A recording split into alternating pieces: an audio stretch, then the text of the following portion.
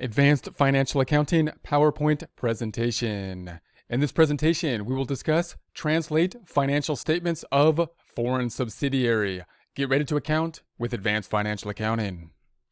Translate financial statements of foreign subsidiary. So we'll go through the general process of the translation process for the revenue and expenses. The average exchange rate for the period covered by the statement is the rate that is generally going to be used. And again, this would make sense because if we're talking about the revenue and expenses, we can't really pick one rate because that is a statement of how the performance did over time from beginning to the end. And therefore, we need to use some kind of rate that would be representative, and it wouldn't really make sense to use the rate at the end of the time frame, but possibly some average of it.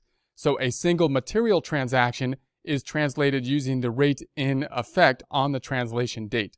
So then there could be an argument that could be made. We could say, okay, so we're not going to use just one rate like at the end of the time period like we're using on the balance sheet generally, because that would make more sense on the balance sheet because it's reported as of a point in time.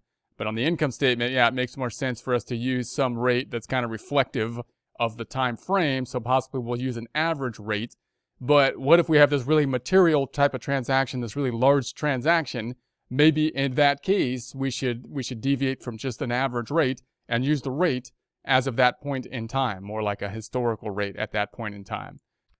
Assets, liabilities, and equity. So now we're talking about the balance sheet. So for the most part, on the balance sheet, you would think, all right, it would make more sense then for us to be using the current exchange rate, which would be as of the date of the balance sheet date. So which is as of the end of the time period. If we're talking for 12/31 income statements or financial statements for the year ended 12/31. Then we're talking 12/31, the end of the time period is when all the balance sheet accounts are reporting as of that point in time. And therefore, for the most part, you would think that the current exchange rate, the rate as of that point in time, would work. However, you can also think that the historical exchange rate might be used for some items, some kind of large items, possibly for the property, plant, and equipment. And then you got the retained earnings, where you're going to say, okay, retained earnings is kind of a special case, because the retained earnings is including part of the income statement, part of the performance. I mean, the retained earnings is comprised of the retained earnings prior to the time period that's covered by the income statement and the time covered by the income statement. So and on the income statement, of course, we're recording revenue and expenses basically using the average rate here. So then, of course, when we think about the retained earnings on the balance sheet, we can do the calculation for the retained earnings, which is beginning balance plus the net income minus the dividends equals the ending balance. So the beginning balance is going to be mixed, some kind of mixed based on what happened in the prior years. And then the net income generally is going to be using our average method because that's what we're going to use for the revenue and expenses. But the dividends are going to be a balance sheet account, which we typically use a historical rate on.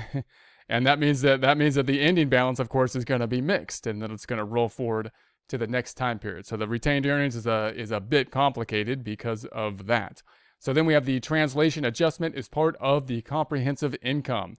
So you can see here that we have potentially different rates that could be used. And the point of that then is that if we're not just going to translate the entire financial statements, which were in balance, using one translation rate, then we're going to end up with something that's going to be out of balance. And so what are we going to do with that? Well, the comprehensive income, it's going to go to the comprehensive income. The translation adjustment is going to be part of the comprehensive income.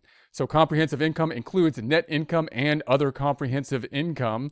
So on the income statement, obviously, we have sales minus the cost of goods sold, gives us the gross profit. We have the operating expenses, and then minus the operating expenses gives us the income from continuing operations. And then any discontinued operations, that's going to give us then the net income. And then the statement of comprehensive income is going to be the net income plus or minus the other comprehensive income items, and that'll give us the comprehensive income. So we'll be able to kind of report it, in its own section in the other comprehensive income, not affecting the primary net income line.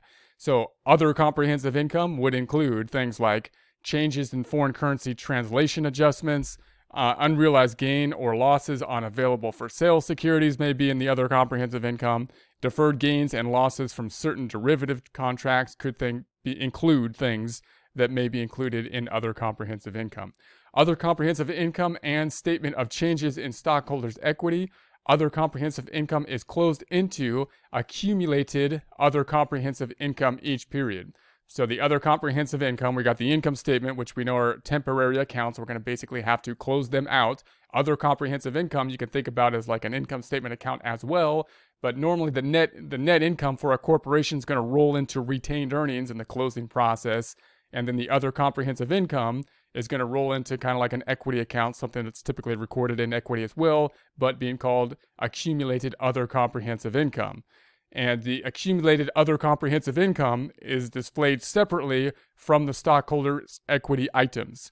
So a statement of changes in stockholders' equity could include accumulated balance of other comprehensive income items at the beginning of the period, plus or minus change in translation adjustments and additional